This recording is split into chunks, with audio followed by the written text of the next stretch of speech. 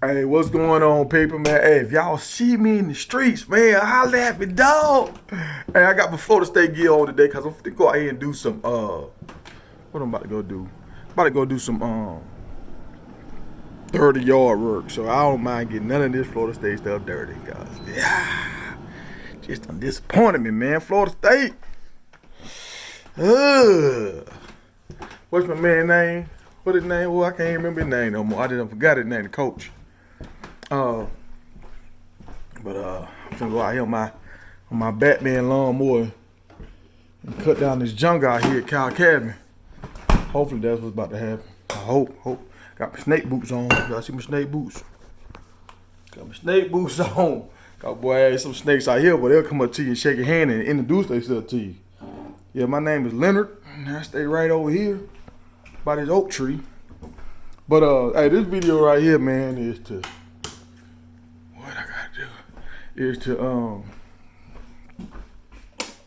let the how do I even know what? Look, I work so much, I don't even know what lights turn off what and how. But what I'm trying to tell y'all, man, let me get to it. Yeah, okay, so this video is to kind of let y'all understand what my goal is. I'm trying to build a network of drivers, cause I just kind of feel like one day I'm gonna end up having a company, not necessarily by my choice, but by it's just necessary for the guys to make the kind of money they want to make and to be treated right. They just need a place. Man, I'm just leave that. I need to turn this off because I ain't here for it. Turn it off, why? So I talked to my man the other day, this driver I met. Man, I ain't turn it off. I'll just leave it on. Just leave it on, cause have y'all ever rode one of these things before? I wanna ride it, but I'm scared to ride. It's in the house, I'm just looking at it, I won't even ride. But so I had a driver talking to me about how he left Snyder. And my man, he a stand-up guy, he do his thing, he a worker. And he said he feel like Snyder would cut him back a little bit. And me and my cousin, we went through those frustrations where we felt like, man, come on, man. Like, I want to make more money than this. Y'all, you're stopping me from getting to the money. So I know what he's talking about. So he made moves, what he had to do. And sometimes it's just, like one of my partners said a long time ago, it's just trucking. Like, you don't always run into stuff with trucking that's out of your control, and you just got to deal with it. You can't get mad and get too frustrated. You just kind of got to deal with it, right? So, what is it, man? Sorry for being all over the place. I'm trying to do two things at once. But, so my man called me the other day. He seen the post I did with one of the drivers that I saw on Facebook. I ran into my man, dang, I want to say his name was James, but dude that called me name was James. I think both of their names James. Honestly, I could be wrong. But I got so much stuff in here, man. Bro, when you be home and you only home for like a hot minute. And look at all this stuff I got in my truck, man. This supplies going to new stuff. All supplies, just stuff, man.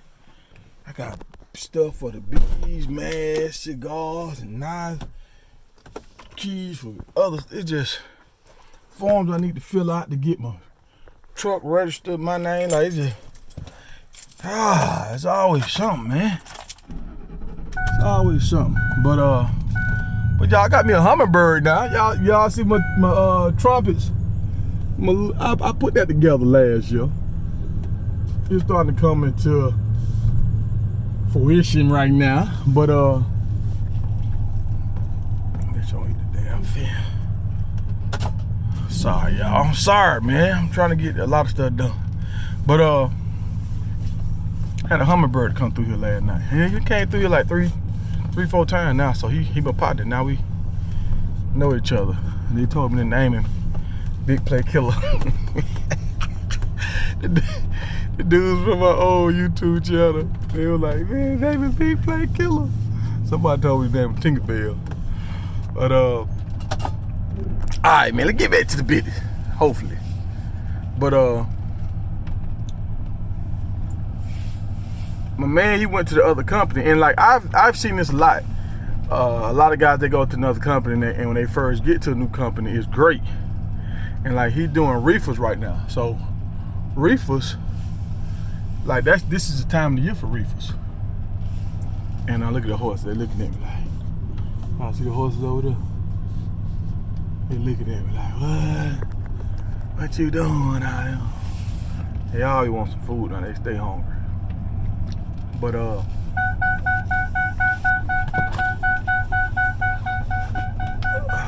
on, y'all. It's about to get crazy now. All the dogs see me. They see me. Horses. And everybody about to start going crazy. Pretty boy! But so my man, he at another company now, and I'm happy he's doing what he had to do for himself. And he was trying to tell me about how where he at, he making some more bread, so I could come over there if I, you know what I'm saying, just let him know he'll put a word in for me. And cause he know how Snyder kind of they can, it's hard to get over $6 grand consistently. So I mean, it's hard to get $6 grand period, unless you pull a load, a $1,500 load from a week before prior, and you put it onto your load this week. Like, you know, some people they maneuver the numbers around like that to make it seem like, oh, I made all this money this week. But really, that load, y'all rent that load last week, y'all didn't drop it until like late Monday night, Tuesday morning, and so that's why you got so much revenue on you. Like, don't do me like that. But just people always, a lot of cats, they like doing it to make them feel good. But so my man was telling me about how he doing good, and I'm glad he doing good. But a lot of times when you go to a company in the first 2 months, like they everything's going good, and they hiring people because they got a lot of work right now. And then sometimes when the work run out, it start getting a little slow. So it's hard to really judge a company until you really been there for like 6 months. Like I tell folks, at least 90 days, but 6 months is when you really know what you got with a company. Because now you don't have time to figure it out. Because sometimes you can go to a company and it could be driver error while you ain't making the money you're trying to make. And then it could be the company going through something, they just trying to get a new contract under, and they learning the new nuances to the new contract.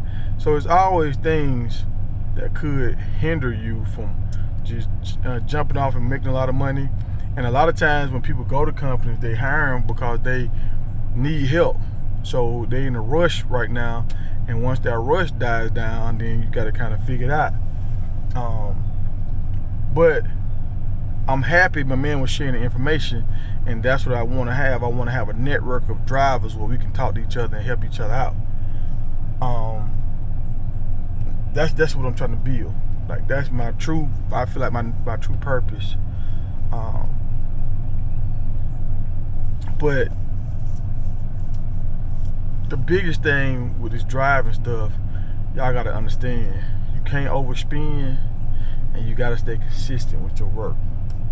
Like, you know, if you ain't doing 22 to 2,500 miles a week, you can't be mad if you ain't making like $1,800 to $2,000. Reason why I say that, some people are like, oh no, the reason why I say that, because you got expenses. You got truck notes, you got trailer notes, you got insurance, you got a lot of stuff that comes out of that. So you got to make 18 to $2 grand, fuel and all this stuff.